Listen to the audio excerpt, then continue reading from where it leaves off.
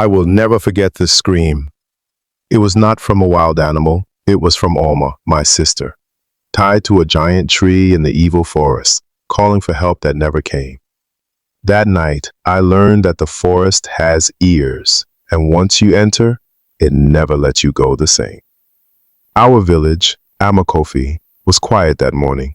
It was Eke Market Day, the day the gods would choose the princess of the rain.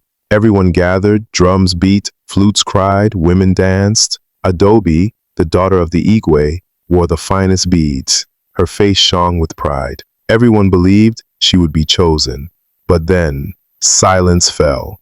The wind blew. The shrine doors opened. The gods spoke through Ezimo, the chief priest. He raised his staff and shouted, "Alma, daughter of Kanu, step forward." The crowd gasped. My sister stood in shock. The gods had chosen her. Adobe's eyes burned. Her hands shook. She wanted to scream. That night, in the palace, Adobe knelt before her father. "Why not me? Father, why not me? I am the Igwe's daughter. The crown should be mine." The Igwe's face hardened. He called the elders. He called Ezimo. Together they whispered and plotted.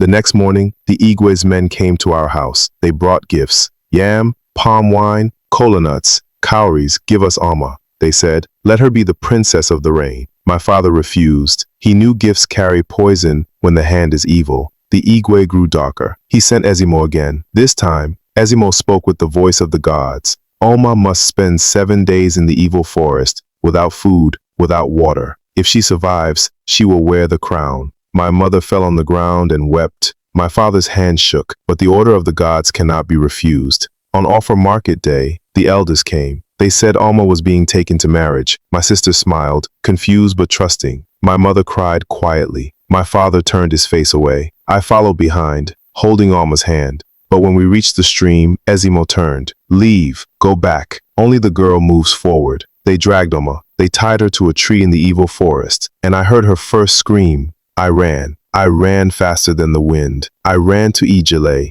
the hunter who lived with us like a brother. Breathless, I told him everything. He listened in silence. His face grew dark. He picked up his bow. He picked up his spear. He tied charms around his neck. "Go home, Obiozo," he said. "This night, the forest will speak to me." And he entered the bush.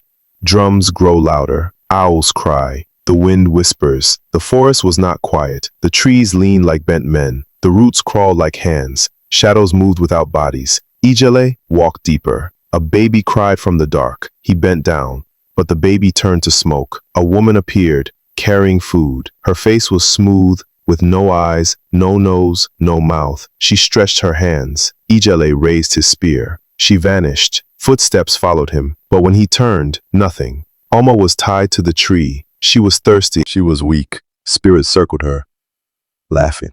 "You will die here, child. The gods do not want you."